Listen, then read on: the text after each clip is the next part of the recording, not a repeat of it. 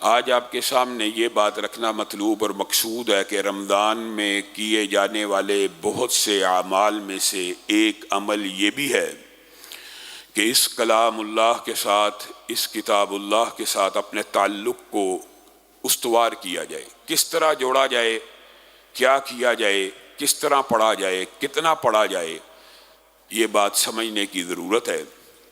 بنیادی طور پہ شہر رمضان الذی انزل فیہ القرآن، یہ جو رمضان کا مہینہ اتنا عظمت والا، برکت والا ہوا، شہر رمضان الذی انزل فیہ القرآن، یہ برکت اگر مہینہ رمضان کو ملی تو اس قرآن پاک کی وجہ سے ملی۔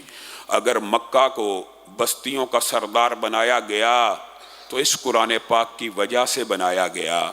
اس قرآن نے جب جس نبی کے قلب اطہر پر اترنا تھا، اس نبی کو نبیوں کا سردار بنا دیا گیا۔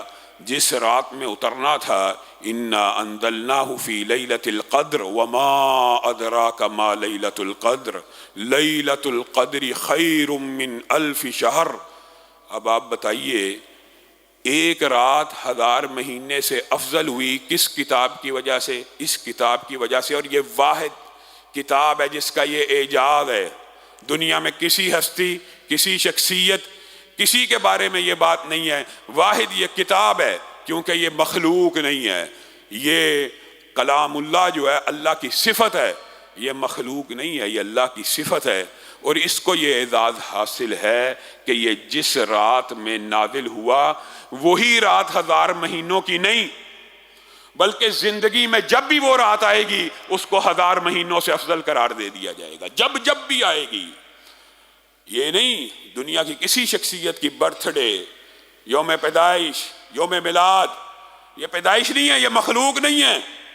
اس وجہ سے یہ جب بھی وہ رات گردش دوراں سے بڑھتی ہوئی، گردش دوراں کا سفر کرتی ہوئی آئے گی، وہ رات جب بھی آئے گی، جب تک قیامت قائم نہیں ہو جاتی۔ یہ اتنی افضلیت والی کتاب ہے، جب تک قیامت قائم نہیں ہوتی، جب بھی وہ رات آئے گی وہ رات 1000 مہینے سے افضل ہو جائے گی۔ یہ اکیلی بات اگر انسان کو سمجھ آ جائے تو زندگی کو بدلنے کے لیے اور اس کی افادیت اور اس کی اہمیت کو سمجھنے کے لیے کافی ہے۔ اور اللہ تعالیٰ نے اس کتاب کی ابتدا ہی میں کہہ دیا، ذالک الکتاب لا ریب فیہ، اس میں کوئی شک نہ کرنا، اس میں شک و شبہ کی گنجائش نہیں ہے کہ یہ تمہارے رب کی طرف سے نہیں ہے۔ پھر اللہ تعالیٰ نے جو دلائل دیے انسان کو سمجھانے کے لیے، ایک صورت حیران ہو جائیں گے۔ قرآن پاک آپ کو پتہ ہے پہلی وحی کیا تھی؟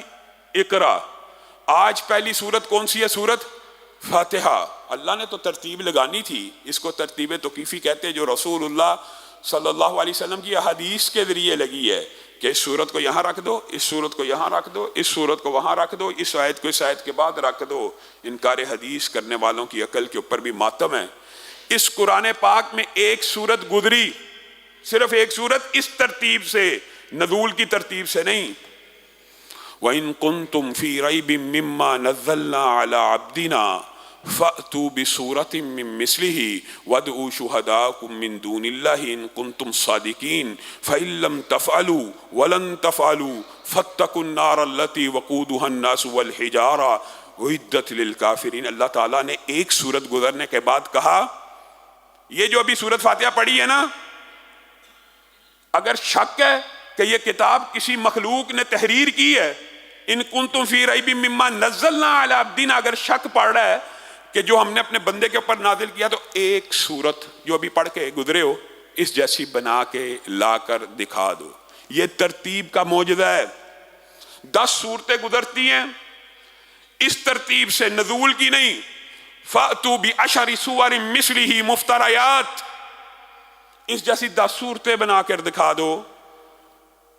تقریباً قرآن آدھے کے قریب پہنچتا ہے تو اللہ تعالیٰ کہہ دیتا ہے لَئِنِ اجْتَمَعَتِ الْإِنسُ وَالْجِنُّ عَلَىٰ أَن يَأْتُوا بِمِثْلِ هَذَا الْقُرْآنِ لَا يَأْتُونَ بِمِثْلِهِ، دنیا بھر کے جن و انس مل جائیں۔ یہ جو دعویٰ ہے یہ کوئی چھوٹا دعویٰ نہیں، اس کے اوپر آپ نے غور کرنا ہے۔ دنیا بھر کے جن و انس مل جائیں، اس جیسی ایک کتاب بنا لائیں، نہیں بنا سکتے۔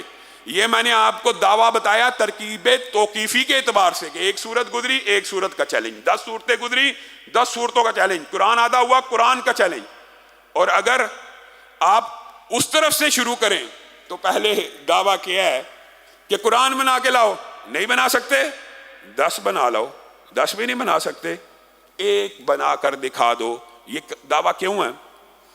اگر تم کہتے ہو انسان نے بنایا ہے، انسان ایک کام زندگی میں ایک مرتبہ کرے دوبارہ کرنا مشکل ہے؟ آسان ہوتا ہے کہ مشکل ہوتا ہے؟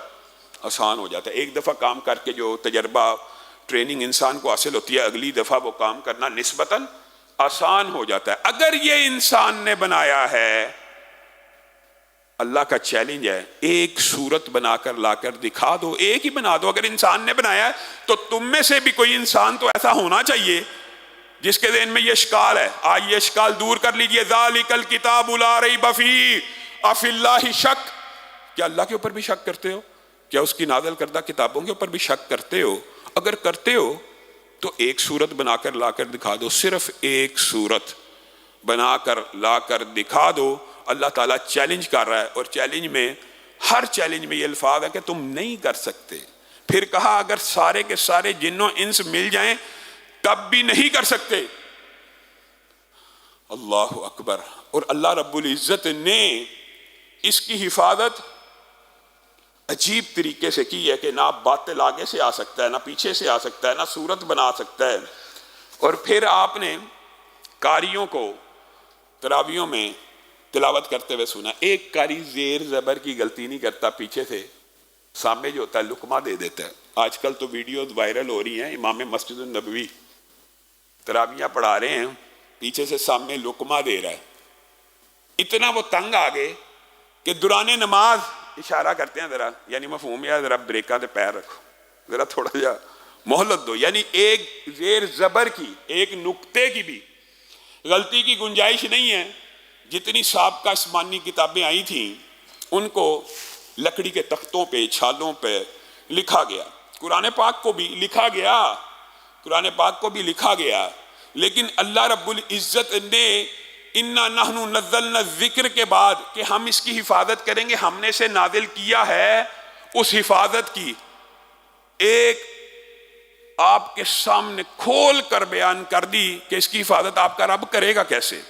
آپ یہ سمجھتے ہیں کہ یہ 2 جلدوں کے اندر ایک کتاب، اگر اللہ تعالیٰ نے ایسے حفاظت کرنی ہوتی تو آسمان سے کتاب نازل ہو جاتی. 23 سال میں متعدد مرتبہ بار بار یہ جو آیات کا نزول ہے، یہ ہر آیت ایک معجزہ ہے، اور ہر دفعہ کی آیت ایک معجزہ ہے. اور اتنے مرتبہ ہزاروں مرتبہ معجزات نازل ہوئے. اگر کتابی شکل میں اتارنا ہوتا کتاب دے دیتا. نہیں، ہم اس کی حفاظت کریں گے، لکڑی کی چھال پہ نہیں، کاغذ کے صفحات پہ نہیں، چمڑے کی پشتوں پہ نہیں، بل ہوا آیات بینات فی صدور الذین اوتوا العلم. قیامت اس وقت تک قائم نہیں ہوگی جب تک زمین کی پشت کے اوپر ایک بھی حافظ قرآن موجود ہوگا. اس وقت تک قیامت قائم نہیں ہوگی. بل ہوا آیات بینات فی صدور الذین اوتوا العلم. ساری دنیا کے اوراق سے قرآن پاک کو مٹا دیا جائے، بل ہوا آیات بینات فی صدور الذین اوتوا العلم. جب بھی پوری دنیا سے بھی تلف کر دیا جائے دوبارہ لکھ لیا جائے گا. اور دوبارہ بھی کیسے لکھا جائے گا؟ بغیر زیر زبر کی غلطی کے ساتھ. کہاں سے؟ حفاظ کے دلوں کے اوپر اللہ رب العزت نے اس کو ایسا نقش کیا، ثبت کیا. دنیا کی کوئی کتاب اور نہیں جو اس طرح یاد ہو سکے. اور ان قریب وہ اقوام پیدا ہوں گی جو اس کتاب کو ایسے یاد کر لیں گی جیسے تم آرام سے دودھ پیتے ہو. اللہ تعالیٰ نے تب اس کتاب کو قرآن کہا جب مکہ کے 34-35 بندے بھی ایمان لے کے نہیں تھے آئے. اور اللہ تعالیٰ کہہ رہا تھا کہ یہ قرآن ہے، یہ قیامت تک سب سے زیادہ پڑھا جائے گا. چیلنج کر رہا ہے. اب بھی آپ کو یہ شک اور وہم ہے کہ یہ آپ کے رب کا کلام نہیں ہے تو آپ اور میں غافل ہیں. آپ نے اس کتاب کو اس طرح سمجھا ہی نہیں، اس کی وہ قدر بھی نہیں کی. امام مالک اور ہمارے اسلاف رمضان کا مہینہ آتا دفتروں کو بند کر دیتے، شٹر ڈاؤن. فتویٰ نویسی کے کام کو بھی معطل، حدیث جیسے عظمت والے کام کو بھی معطل. کیا کر رہے ہیں؟ یہ مہینہ قرآن کا مہینہ ہے، اور آپ نے اپنے عمل سے اس بات کو یہ بھی ثابت کر دیا کہ لوگ یہ نہ سمجھیں کہ قرآن کا مہینہ ہے تو بیچ میں کچھ گنجائش ہے۔ اور یہ صحیح سند سے واقعات ملتی ہیں۔ امام مالک کے پاس ایک بندہ بہت لمبا چوڑا سفر کر کے آ گیا رمضان میں، اور آ کے کہنے لگا یہ چند سوالات ہیں، ان کا جواب دے دیجئے۔ کہا ہم رمضان میں اس کتاب کے علاوہ کسی سے کلام نہیں کرتے، یہ وہ کلام ہے، یہ وہ کلام ہے، حدیث صحیح ہے، یہ اللہ کی رسی ہے، یہ اللہ کی رسی ہے جس کا ایک سرا اللہ کے ہاتھ میں ہے اور دوسرا سرا اللہ نے آپ میں سے ہر شخص کو پکڑایا ہوا ہے، جو چاہتا ہے پکڑ لے۔ اگر وہ رسی کتنی بابرکت ہوگی جس کو آپ پکڑیں گے، پکڑنے سے مراد پڑھیں گے، غور و فکر کریں گے، ثواب کے لیے چاہے پڑھیں، پکڑا۔ اللہ کی قسم جب بھی آپ قرآن کو پڑھتے ہیں تو گویا آپ اللہ کی رسی کو پکڑ لیتے ہیں جس کا ایک سرا کس کے ہاتھ میں ہے؟ اللہ کے ہاتھ میں ہے۔ بتائیے کتنی عظمت والی، کتنی عصمت والی کتاب ہے۔ لیکن بات وہی ہے جو اللہ نے قرآن میں کہہ دی، اِنَّا عَرَضْنَا الْأَمَانَةَ عَلَى السَّمَاوَاتِ وَالْأَرْضِ وَالْجِبَالِ فَأَبَيْنَا أَن يَحْمِلْنَهَا وَأَشْفَقْنَ مِنْهَا وَحَمَلَهَا الْإِنسَانُ إِنَّهُ كَانَ ظَلُومًا جَهُولًا۔ اس کتاب کو، اس امانت کو ہم نے دنیا کی تمام مخلوقات پہ پیش کر دیا، سب نے انکار کر دیا، انسان پہ پیش کیا، آگے بڑھ کے پکڑ لیا۔ کیسا ظالم اور غافل ہے کہ پکڑ تو لیا، اس کے بعد ثم قست قلوبکم من بعد ذلک فہی کالحجارہ واشد قسوہ۔ قرآن تو یہ تھا کہ پہاڑ ریزہ ریزہ ہو جائیں۔ لو انزلنا هذا القرآن على جبل لرأيته خاشعا متصدعا من خشیۃ اللہ۔ اگر یہ قرآن پہاڑ جیسے سنگلاخ اور سخت چٹانوں پہ نازل کر دیا جاتا وہ ریزہ ریزہ ہو جاتے، لیکن تمہارے دل ان پتھروں سے بھی زیادہ سخت ہو گئے ہیں۔ آج قرآن کا مہینہ آ گیا، رمضان کا مہینہ آ گیا، لیکن تمہارے دل پتھر بن گئے۔ وَإِنَّ مِنَ الْحِجَارَةِ لَمَا يَتَفَجَّرُ مِنْهُ الْأَنْهَارُ۔ اللہ بھی سمجھانے میں کوئی کسر نہیں چھوڑ رہا۔ اللہ کے بندو، جتنے مردی سخت دل ہو گئے ہو، جتنے مردی شقی القلب ہو گئے ہو، جتنا مردی پتھر دل ہو گیا ہے، وَإِنَّ مِنَ الْحِجَارَةِ لَمَا يَتَفَجَّرُ مِنْهُ الْأَنْهَارُ۔ پتھر ہی تو ہوتے ہیں جس میں سے چشمے پھوٹ پڑتے ہیں، اور اگر چشمے پھوٹنے ہوں تو اس کتاب سے بہتر دلوں کے لیے، نرمی کے لیے کوئی اور چیز نہیں۔ اور اللہ رب العزت نے آگے بھی دو آیتیں نازل کی، وَإِنَّ مِنَ الْحِجَارَةِ لَمَا يَتَفَجَّرُ مِنْهُ الْأَنْهَارُ وَإِنَّ مِنْهَا لَمَا يَشَّقَّقُ فَيَخْرُجُ مِنْهُ الْمَاءُ وَإِنَّ مِنْهَا لَمَا يَهْبِطُ مِنْ خَشْيَةِ اللَّهِ۔ اور بعض پتھر ایسے بھی تو ہوتے ہیں نا کہ جن میں سے پانی بھی نکلتا ہے، اور بعض پتھر تم دیکھتے ہو اچانک گر پڑتے ہیں، تم کیا سمجھتے ہو ویسے گر گئے؟ اللہ کے خوف سے لرزتے اور کانپتے ہوئے زمین کی طرف چل پڑتے ہیں۔ میں اور آپ اتنے سخت دل ہیں، ہمارے دل کیسے ہو گئے کہ ہم نے اس عظیم الشان کلام، جو کس کا کلام ہے؟ اللہ کا، اللہ نے کہا اس کلام کی فضیلت دیگر کلاموں پہ ایسے ہے، اللہ اکبر، جیسے میں رب کی فضیلت مخلوق کے اوپر ہے۔ اب بتائیے اللہ کی فضیلت اور اللہ کا کوئی مقابلہ یا موازنہ بھی کیا جا سکتا کسی مخلوق کے ساتھ؟ تو پھر اس کلام اللہ کا تم موازنہ کرتے ہو، تمہیں اس کلام اللہ کی قدر ہی کوئی نہیں۔ اور یہ بات بھی سمجھ لیجئے، یہ جی اس کو خالی پڑھنے کا کیا فائدہ؟ یہ بھی جہالت کا فلسفہ ہے۔ رسول اللہ صلی اللہ علیہ وسلم نے فرمایا کہ الف لام میم پڑھنے سے کتنی نیکیاں ملتی ہیں؟ 30۔ ہر حرف پہ کتنی نیکیاں؟ 10۔ اور میں یہ نہیں کہتا الف لام میم ایک حرف ہے، بلکہ الف بھی ایک حرف ہے، لام بھی ایک حرف ہے، میم بھی ایک حرف ہے۔ سارے منکرین حدیث اور سارے وہ فلاسفر اور سارے وہ عقلی اور منطقی ہے جو یہ دلیل دیتے ہیں خالی قرآن پڑھنے کا جی کوئی فائدہ نہیں، افراط و تفریط نہیں ہونی چاہیے، جو بات سچ ہے اس کی بات بھی کروں گا، لیکن یہ کہہ دینا کہ سرے سے جی قرآن پاک کو پڑھنے کا فائدہ نہیں۔ الف لام میم کی ٹرانسلیشن دنیا کے کس عالم کو آتی ہے؟ دنیا میں الف لام میم کا کوئی ترجمہ ہے؟ یہ جو حروف مقطعات ہیں، اگر ان کا ترجمہ نہیں ہے، صرف کلام اللہ کی وجہ سے آپ پڑھیں گے تو 30 نیکیاں مل جائیں گی کہ اللہ کا کلام ہے، تو پھر کیا بغیر سمجھے قرآن پڑھنے ہے قرآن کا ثواب نہیں ملتا؟ یہ فلسفہ باطل ہے، اس کو بھی رد کیجیے اور اس کا بھی ذہن میں ہونا چاہیے۔ لیکن ہاں، دوسری طرف بات یہ ہے کہ یہ ہدی للناس ہے، یہ آیا ہدایت کے لیے، یہ قانون ہے، یہ دستور ہے، یہ شریعت ہے، یہ آپ کی زندگیوں کو بدلنے کے لیے آیا ہے۔ کیا ابھی وہ وقت نہیں آیا کہ اللہ کی آیات پڑھ پڑھ کے ہمارے دل لرز اٹھیں اور ہم اللہ کے سامنے سجدوں میں رکوع میں گر پڑیں؟ وہ وقت ابھی نہیں آیا بندوں پہ؟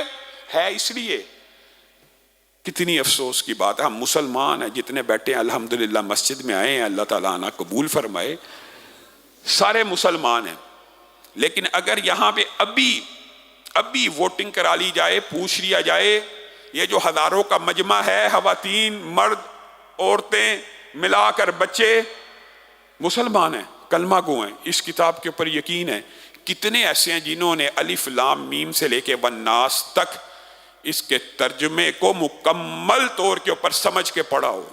افسوس ہوگا، آپ گنتی کے افراد ہوں گے جنہوں نے جو یہ دعویٰ کر سکتے ہیں کہ اللہ کا پیغام ہے، ٹھیک ہے، ہم نے الف لام میم سے والناس تک، شاید کوئی ہو جو کہتا ہو کہ جی ہم ہر سال اس کو پڑھتے ہیں، شاید کوئی ہو کہتا ہو ہم نے ایک دفعہ پڑھا، شاید، اور اکثریت وہ ہوگی جنہوں نے اللہ کا کلام ہی نہیں پڑھا، جنہوں نے سمجھا ہی نہیں۔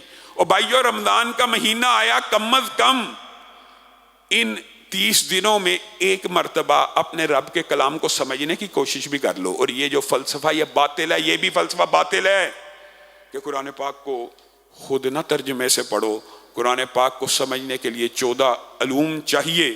اور بھائی 14 علوم اس کو چاہیے جس نے قرآن پاک کا ترجمہ خود کرنا ہے، جس نے ترجمہ پڑھنا ہے اس کو صرف اردو آنی چاہیے، جس نے ترجمہ پڑھنا اس کو صرف اردو آنی چاہیے، اور جس نے خود ٹرانسلیشن کرنی ہے وہ 14 علوم کا ماہر بن جائے، پھر کرے۔ یہ بات درست ہے، ہر بات کے اندر ایک اینگل درست ہوتا ہے، ایک اینگل غلط، لیکن اس کا مطلب یہ ہے کہ آپ پڑھیں ہی نہ۔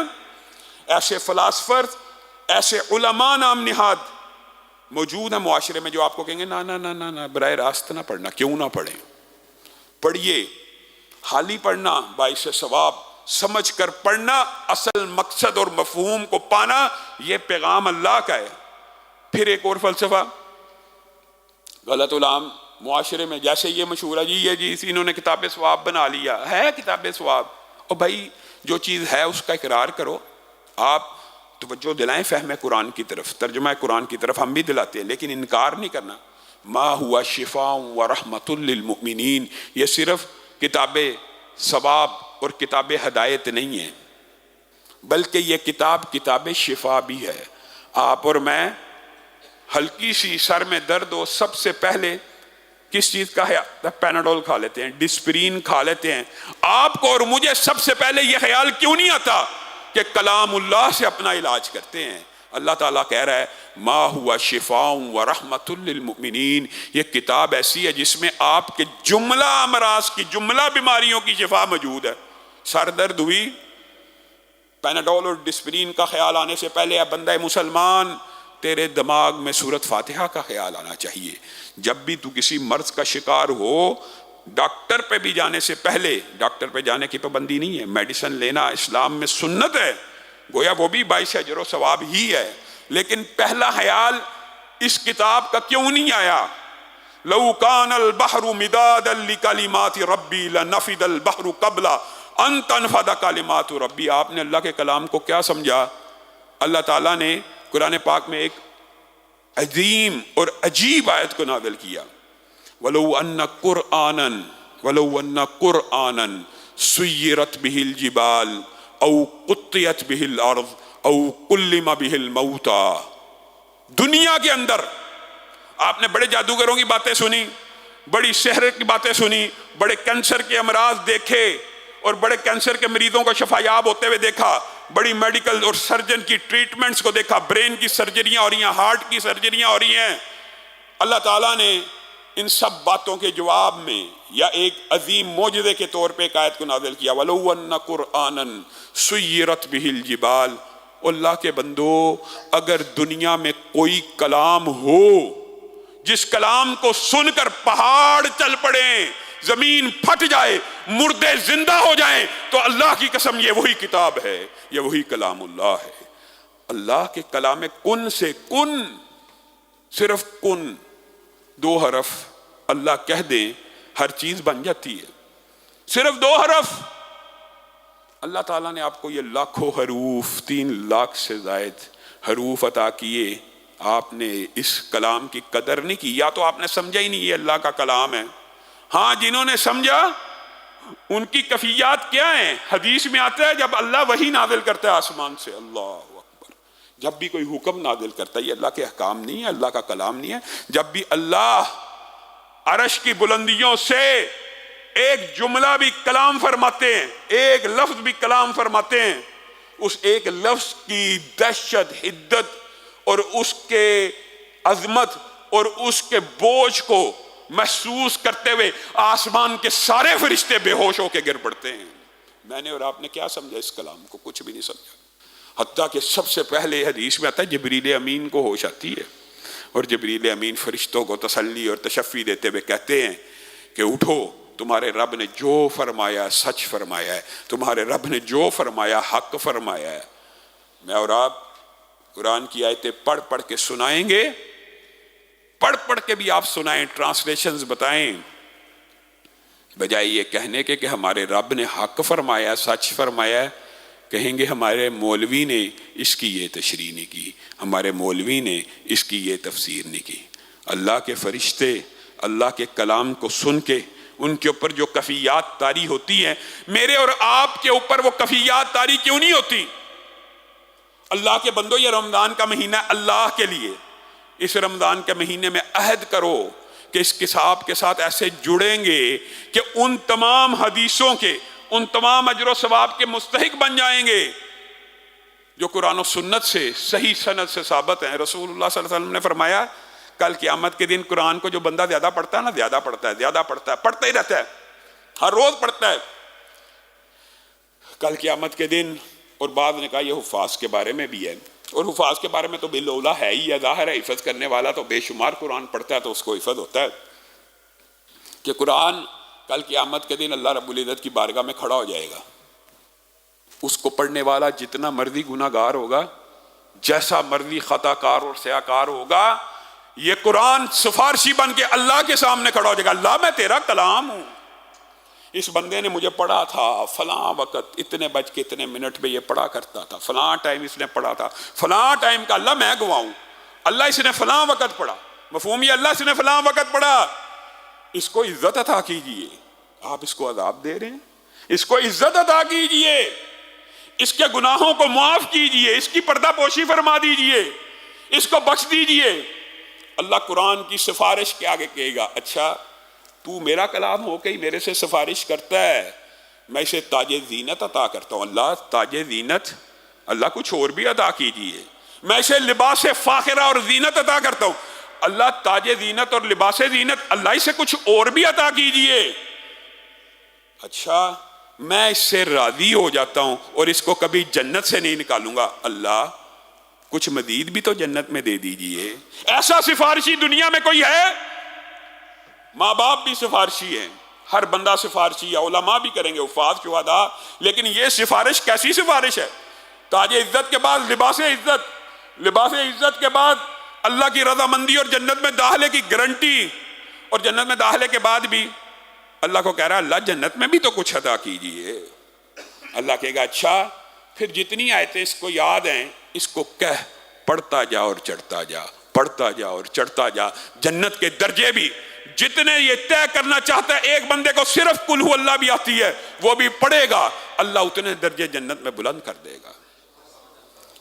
آپ نے اور میں نے، یہ وہ کتاب ہے، رسول اللہ صلی اللہ علیہ وسلم نے فرمایا جس نے اس کتاب کو نماز سے باہر بھی پڑھنا چاہیے۔ موضوع بڑا طویل ہے، لیکن نماز کے اندر پڑھنا یعنی نفلوں کے اندر پڑھنا باہر پڑھنے سے زیادہ افضل ہے، اور نفلوں میں پڑھنے کے لیے آپ کا حافظ ہونا ضروری نہیں، آپ مصحف کھول کے پڑھ سکتے ہیں، اس میں کسی بھی بندے کی کسی بھی رائے کو بالکل آپ اس نیکی کے کام سے پیچھے مت ہٹیے اور ہر رائے کو مسترد کر دیجئے، کیونکہ صحیح اسناد سے یہ واقعات موجود ہیں کہ نفل کے اندر قرآن پاک کو اوپر سے دیکھ کر پڑھا جا سکتا ہے۔ آپ اس اجر سے محروم رہنا چاہتے ہیں؟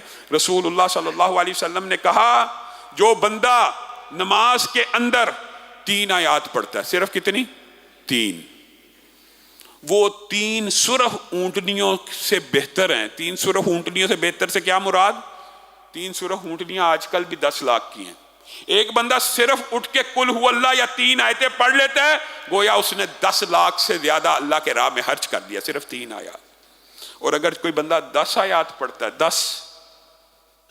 10 آیات صرف اگر کوئی بندہ پڑھتا ہے تو اللہ رب العزت اس کو غافلوں میں سے نکال دیتے ہیں، غافلوں میں سے نکال دیتے ہیں۔ اللہ کے ہاں رجسٹر ہیں جہاں پہ ان لوگوں کو غافل لکھا جاتا ہے جو ایک دن میں، ہر بندہ مومن کے اوپر ایک دن میں کم از کم 10 آیتوں کی تلاوت فرض ہے۔ ہاں بہت سے فرائض ایسے ہوتے ہیں جو اللہ تعالیٰ فرض نماز میں ہی پورے کر دیتا ہے، انسان اس کی وجہ سے بچ جاتا ہے کہ انسان نے 10 آیات تو فرض نمازوں میں بھی پڑھی ہوتی، لیکن ہر بندے کو نماز میں بھی اور نماز سے باہر بھی قرآن پڑھنا چاہیے۔ 3 آیتوں کی فضیلت سن لی، 3 اونٹنیوں سے بہتر۔ 10 آیات کی فضیلت، اس کا نام غافلوں میں سے کاٹ دیا جاتا ہے، گویا مستعدین میں آ جاتا ہے، یعنی وہ غافل نہیں ہے، وہ اسلام کا ایک رکن، وہ اسلام کا ایک پریکٹیکلی اسلام کے اوپر عمل کرنے والا عامل لکھ دیا جاتا ہے۔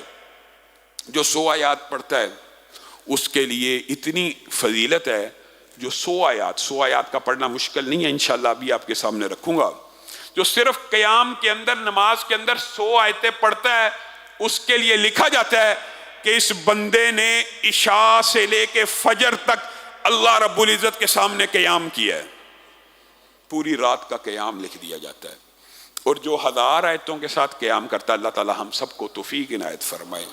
1000 آیتوں کے قیام کے بارے میں حدیث یہ بھی صحیح ہے، رسول اللہ صلی اللہ علیہ وسلم نے فرمایا جو 1000 آیتوں کے ساتھ قیام کرتا ہے اس کے نامہ اعمال میں ایک خزانہ لکھ دیا جاتا ہے۔ جو خزانہ اللہ رب العزت لکھے، پتہ نہیں اس کی مقدار اور تعداد کیسی ہوگی، صرف اس خزانے کا ایک ٹکڑا زمین و آسمان کے تمام خزانوں سے بہتر ہے۔ 1000 آیتوں کا قیام قطعاً مشکل نہیں ہے۔ قرآن اٹھائیے، اپنی ٹریننگ اور تربیت کیجئے۔ رمضان کا مہینہ اس لیے آیا، 29واں پارہ کھولیے، صرف 29واں اور 30واں پارہ آپ پڑھیں، آپ ایک دن میں 1000 آیتوں کے قیام سے زیادہ کی اجر و فضیلت پالیں گے۔ اب بتائیے 29واں اور 30واں پارہ پڑھنا مشکل ہے؟ قطعاً مشکل نہیں، ہر روز پڑھا جا سکتا ہے، رمضان میں ہر روز پڑھا جا سکتا ہے۔ اور آپ کو یہ بات میں بتلا رہا ہوں کہ آپ قرآن کھول کے پڑھ لیجئے، 1000 آیتوں کا قیام اپنی زندگی کے اندر ان باتوں کو شامل کیجئے۔ اور نماز سے باہر قرآن پڑھنے والے کے جو اجر و ثواب ہیں وہ بھی عجیب ہیں۔ رسول اللہ صلی اللہ علیہ وسلم نے فرمایا ایک بندہ دعائیں کر رہا ہے، مفہوم آپ کے سامنے رکھ رہا ہوں، مفہوم یہ ہے کہ ایک بندہ دعا کر رہا ہے میرے لیے اللہ یہ بنا اللہ میری یہ، اور دعائیں کرنے والے الحمدللہ اللہ کے ایسے بندے ہوتے ہیں دعا میں ہر چیز ہی مانگ لیتے ہیں، لمبی دعائیں کرتے ہیں، محلات بھی مانگ لیے، رزق بھی مانگ لیا، جنت بھی مانگ لی، جہنم سے نجات بھی مانگ لی، بیوی بچوں کی صحت بھی مانگ لی، بیوی بچوں کو آنکھوں کی ٹھنڈک بنانا، اولاد، ہر چیز مانگ لی۔ اور دوسری سائیڈ پہ ایک بندہ بیٹھا جو صرف قرآن پڑھ رہا، وہ کچھ نہیں مانگ رہا، وہ صرف اللہ کا کلام پڑھی جا رہا ہے۔ بندے لائنوں میں لگے ہوئے ہیں پوری دنیا کے، وہ اللہ سے مانگتے جا رہے ہیں، پوری دنیا کے جمی انسان جو اللہ رب العزت سے مانگ رہے ہیں، ایک طرف ایک بندہ اکیلا تنہا بیٹھا ہوا قرآن پڑھ رہا ہے۔ اس اکیلے بندے کو بغیر مانگے وہ سب مل جائے گا جو ساری دنیا کے لوگ مانگ رہے ہیں۔ یہ بندہ تو دعا بھی نہیں کر رہا، یہ بندہ تو اللہ سے مانگ بھی نہیں رہا، اس کو کیوں مل جائے گا؟ ہاں، کیونکہ یہ اللہ کے کلام کی تلاوت کر رہا ہے، اور اس کو مانگنے سے اس تلاوت قرآن پاک نے روکا نا، تو اللہ تعالیٰ نے اس کو یہ اجر اور فضیلت دے دی۔ اب جو باقی مانگ رہے ہیں وہ بھی گویا تیرے لیے ہی مانگ رہے ہیں۔ بتائیے اس سے بڑا اجر و ثواب اور اس سے بڑی فضیلت کیا ہو سکتی ہے کہ رسول اللہ صلی اللہ علیہ وسلم نے یہاں تک کہہ دیا کہ نماز میں 3 آیتیں پڑھنے والا آپ کے سامنے رکھا، 3 اونٹنیوں کے انفاق سے بہتر ہے۔ اس سے ملتی جلتی ایک حدیث یہ بھی ہے، اور اس حدیث کے الفاظ میں یہ بھی ہے، جو 4 پڑھے گا 4، 5 پڑھے گا 5، 6 پڑھے گا 6۔ اسی طرح اس سے ملتی جلتی ایک حدیث یہ بھی ہے کہ جو بندہ مسجد میں، یہ بغیر قیام کے لیے، مسجد میں اس نیت سے آتا ہے کہ میں اللہ رب العزت کے کلام کی 2 آیتیں سیکھ لوں، صرف 2۔ تم میں سے کون ہے جو بغیر ظلم کے خوبصورت کوہانوں والی اونٹنیوں کو ہانک کے لے آئے؟ اللہ ہر کوئی چاہے گا بغیر ظلم کے، فری مل رہی ہیں، ہاں مفت مل رہی ہیں۔ تو پھر تم کیوں نہیں مسجدوں میں جاتے اور اللہ کے کلام کی 2 آیتوں کو سیکھتے؟ 2 آیتیں صرف ٹرانسلیشن اور ترجمے کے ساتھ، تلاوت کے ساتھ سیکھنے کا ایک دن میں اجر و ثواب یہ ہے کہ 2 اونٹنیاں، اور یہاں پہ بھی یہ الفاظ موجود ہیں، جو 3 سیکھے گا 3، جو 4 سیکھے گا 4، جو 5 سیکھے گا 5۔ رسول اللہ صلی اللہ علیہ وسلم نے کہا جو لوگ مسجدوں میں بیٹھ جاتے ہیں قرآن پاک کو سمجھنے کے لیے، پڑھنے کے لیے، اللہ آسمان سے سکینت کا نزول فرماتا ہے، رحمت ان کو ڈھانپ لیتی ہے، فرشتے اپنے پر پھیلا لیتے ہیں جو مسجدوں میں قرآن پاک کی آیتوں کو سمجھنے کے لیے آتے ہیں۔ اور یہی ہے نہیں، اور اللہ تعالیٰ اس عظیم الشان مجلس کے ہر بندے کا ذکر اپنے مقرب ملائکہ کے سامنے کرتا ہے۔ دیکھو فلاں مجلس میں میرا فلاں بندہ قرآن کو سیکھنے کے لیے بیٹھا ہے، فلاں بندہ قرآن کو سیکھنے کے لیے بیٹھا ہے، فلاں بندہ، وہ مجلس کا تذکرہ اللہ کا رہا ہے۔ فَاذْكُرُونِي أَذْكُرْكُمْ، تم میرا ذکر کرو میں رب تمہارا ذکر کروں گا۔ اور یہ ذکر، اس کی سب سے افضل صورت یہ ہے، اور یہ وہی وعید ہے، جیسے میں آپ کے سامنے رکھتا ہوں، یہ 2 نفلی عبادات ایسی ہیں، جس طرح انفاق فی سبیل اللہ فرض زکوٰۃ اور نفلی عبادت کو چھوڑنے کی وعید ہے، اس طرح اس نفلی عبادت کو بھی پڑھنے کے اعتبار سے تو 10 آیتیں ہی فرض ہے نا کہ غافلوں سے باہر ہونا ہے، لیکن اس کو چھوڑنے کی بھی وعیدیں موجود ہیں۔ وَمَنْ أَعْرَضَ عَنْ ذِكْرِي فَإِنَّ لَهُ مَعِيشَةً ضَنْكًا وَنَحْشُرُهُ يَوْمَ الْقِيَامَةِ أَعْمَىٰ قال رب لما حشرتني أعمى وقد كنت بصيرا قال كذلك أتتك آياتنا فنسيتها وكذلك اليوم تنسى۔ ایک آنکھوں والے، بینا اور بصارت والے کو کل اندھا کر کے اٹھایا جائے گا۔ مراد ہر اس شخص کے بارے میں ہے جس نے اس ذکر سے منہ پھیرا، اس ذکر کے اوپر عمل نہ کیا، اس نفلی عبادت کو چھوڑ دیا، اس قرآن پاک کے سے منہ موڑ لیا، اندھا کر کے اٹھایا جائے گا۔ اندھا کر کے، اللہ میں تو دنیا میں آنکھوں والا تھا، دنیا میں تو آنکھوں والا تھا، تجھے یاد ہے ہم نے دنیا میں تجھے اپنی آیات دی تھی۔ کس مسلمان کو یہ قرآن نہیں ملا؟ ہر مسلمان کو یہ قرآن تجھے دیا تھا، تو اس کو بھول گیا، تجھے پتہ ہی نہیں، تو نے الماری کے اندر رکھا، 1 سال گزر گیا، اس کے اوپر سے ڈسٹ بھی تو نے نہیں جھاڑی، تو نے کھول کے دیکھا تک نہیں۔ ہم نے تجھے اپنی آیات کو دیا تھا، تو نے جیسے ہماری آیات کو بلا دیا، آج ہم تجھے بلا دیں گے۔ وَمَنْ يَعْشُ عَنْ ذِكْرِ الرَّحْمَنِ نُقَيِّضْ لَهُ شَيْطَانًا فَهُوَ لَهُ قَرِينٌ، جو ہمارے اس ذکر سے غافل ہو جائے گا، جو اس ذکر میں لگ پڑا، اس کے ہمراہ تو فرشتے چل پڑے، اس کے اوپر تو فرشتوں کی اور سکینت کی اور رحمتوں کی برکھا برسی، اور جو اس سے دور ہوا نُقَيِّضْ لَهُ شَيْطَانٌ، اس کے لیے ہم ایک ایسا ساتھی پیدا کریں گے جو ابلیس کی اولاد میں سے ہوگا اور جنات اور شیاطین میں سے ہوگا۔ اس کو چھوڑو گے پھر ہر وقت وہی تمہارا ساتھی بن جائے گا، تمہیں نیک رستے پہ چلنے کی توفیق ہی نہیں ملے گی، ہر وقت وہی تمہارے کان میں پھونکے مارتا رہے گا اور برائی کے رستے پہ چلتے چلے جاؤ گے۔ اس کو چھوڑ دیا۔ اسید بن حضیر رات کو تلاوت کر رہے ہیں اور کہتے ہیں اللہ کے رسول عجیب منظر دیکھا، یا بیٹا میرا پاس تھا، میں قرآن پڑھتا تھا، آسمان سے ایک چھتری نما چیز آتی تھی، اس میں روشنیوں کے ٹمٹماتے ہوئے دیے تھے، تو وہ جب قریب آتی تھی میرا گھوڑا بدک جاتا، تو یا پاس پڑا تھا، تو میں سوچتا تھا یا کو ٹانگ نہ لگ جائے، تو میں نے تلاوت کو مؤخر کر دیا، کرتا رہا پھر مؤخر کر دیا۔ رسول اللہ صلی اللہ علیہ وسلم نے کہا اسید تجھے چاہیے تھا کہ تو صبح تک تلاوت کرتا ہی رہتا، کرتا ہی رہتا، نتیجہ یہ نکلتا کہ آسمان سے اترنے والے فرشتوں کو مدینہ کا ہر شہری اپنی آنکھوں سے دیکھ لیتا۔ ان قرآن الفجری کانا مشہودا، آپ نے ویسے ہی سمجھ لیا کہ قرآن پاک کی تلاوت کو سننے کے لیے آسمان سے فرشتوں کا نزول ہوتا ہے۔ اور یہ قرآن پاک، اس کے اتنے معجزات اور ان گنت واقعات ہیں کہ آپ سن کے حیران رہ جائیں۔ اور جو اکثر میں سناتا بھی ہوں، اللہ کے فضل، آپ رات کے دروس میں بھی آیا کریں، اس کے اندر بھی اعمال کے حوالے سے گفتگو جاری ہے، اور تفصیلی بات ظاہر ہے انسان جمعے کے خطبے میں بڑا کمپیکٹ اور کمپائل مواد انسان لوگوں کے سامنے رکھ سکتا ہے، اس کی تشریحات رکھنا ایک جمعے کے اندر ممکن ہی نہیں ہوتا۔ لیکن ایک بات کہنا چاہتا ہوں، قرآن پاک تو بڑی دور کی بات ہے۔ قرآن پاک کی ابتدا میں سورۃ فاتحہ ہے، اس سے پہلے کیا ایک آیت لکھی ہے؟ بسم اللہ الرحمن الرحیم۔ بسم اللہ الرحمن الرحیم لکھی ہے نا۔ میں پرانے واقعات بھی نہیں سناتا، ایک واقعہ عصر حاضر کا، حالیہ راول پنڈی کا، ایک کیپٹن کی والدہ کا آپ کو سناتا ہوں۔ 70 سال کی بوڑھی عورت ہے، آنکھوں میں پہلے کچھ ہوا، پردے آگے، بالکل بینائی ختم ہو گئی۔ وہ عورت اللہ سے کہنے لگی، یہ پرانا واقعہ نہیں ہے، آج کا واقعہ ہے، ہمارے موجودہ دور کا۔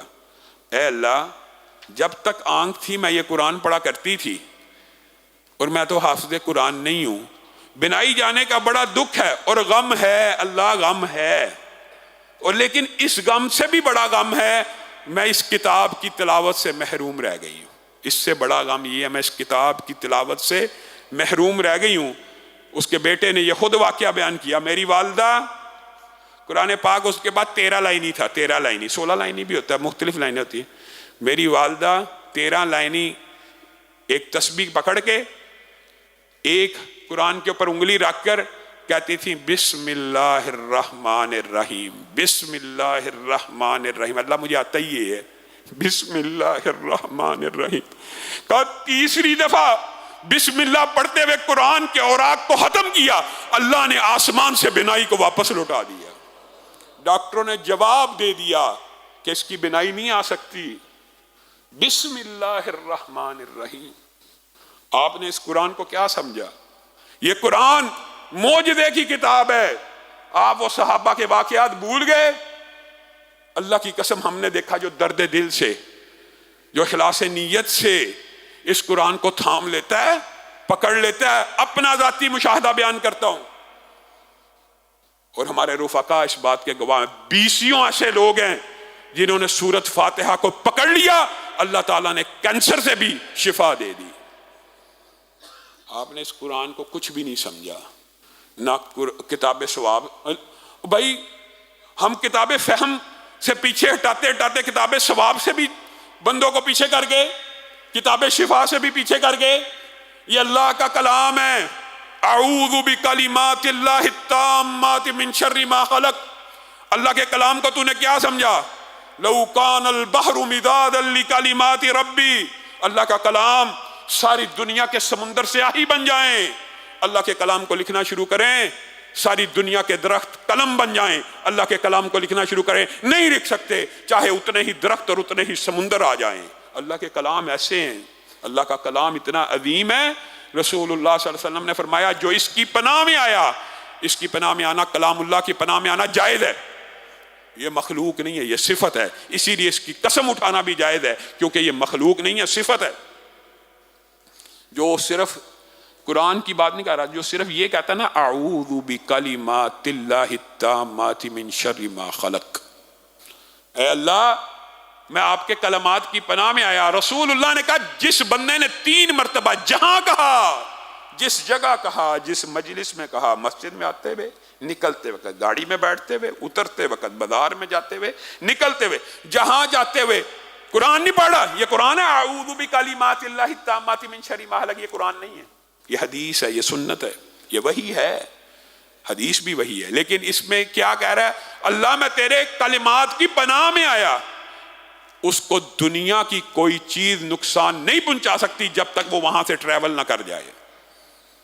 آپ نے اور میں نے اس کلام اللہ کو، جو اس کلام اللہ کی وجہ سے انسانوں کو جو رتبہ ملا، مہینوں کو جو رتبہ ملا، راتوں کو جو رتبہ ملا، نبی کریم صلی اللہ علیہ وسلم کو سردار انبیاء جو بنایا گیا، ہم نے اس کلام کی قدر نہیں کی، ہم نے اس کلام کو چھوڑ دیا۔ اور اسی لیے رسول اللہ صلی اللہ علیہ وسلم کا قول اللہ تعالیٰ نے قرآن میں ذکر کر دیا، اِنَّ قَوْمِ اتَّخَذُوا هَٰذَا الْقُرْآنَ مَهْجُورًا، اللہ میری قوم نے اس قرآن کو پس پشت ڈال دیا جو آپ نے آسمان کی بلندیوں سے نازل کیا ہے۔ اس قرآن کی اہمیت کو ہم نے نہیں سمجھا۔ اللہ رب العزت ہمیں اس قرآن کی اہمیت کو سمجھنے کی توفیق عنایت فرمائے، اور اس کے اوپر عمل کرنے کی، اور اس کی کثرت سے تلاوت کرنے کی، اور اس کو اپنی زندگی میں ہمیشہ کے لیے جاری و ساری رکھنے کی توفیق عنایت فرمائے۔